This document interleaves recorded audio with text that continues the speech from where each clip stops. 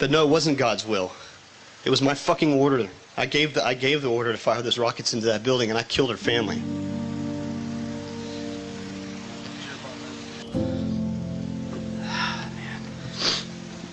A few months after I was there, I mean, a lot of things weren't sitting right with me. The command structure, the missions that we were getting didn't make any sense. We're going after people, mujahideen or muj, and they didn't have any idea which ones were the right ones. We're kicking in the wrong doors, terrifying children, helicopters screaming over their heads at night, and I'm trying to calm the women and children while the men were dragged and separated out and completely humiliated in front of their families.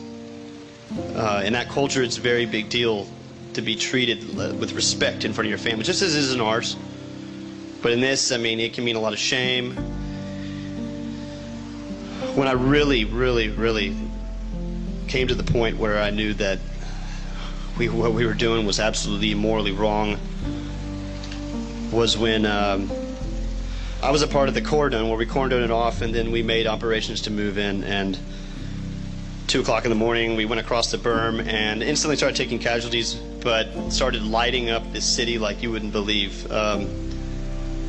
Artillery strikes going in, and planes flying in and dropping 500-pound J-down bombs into obviously civilian areas. I mean,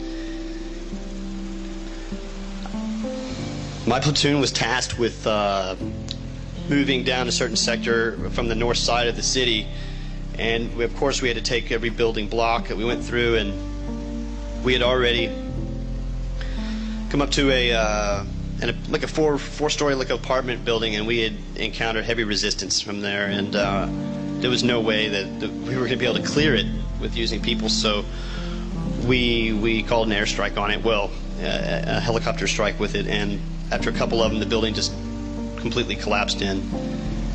And I was thinking at the time, man, how many civilians could have been inside there? I mean, just like any kind of conflict, there's people that are hiding inside of places that are unable to come out of these buildings out of fear that they're going to be killed by the enemy or our enemy for leaving, or out of fear that they're going to get shot in the streets, because when they do, they come out and they do get shot in the streets trying to get away.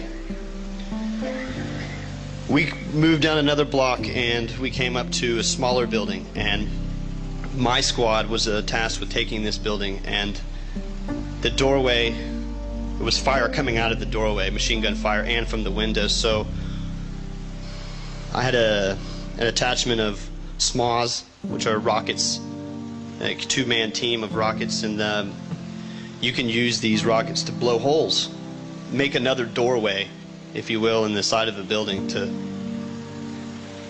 So I gave the order for them to use the missiles on the building. So we hit it, and then we stormed into the building, and there was 2 about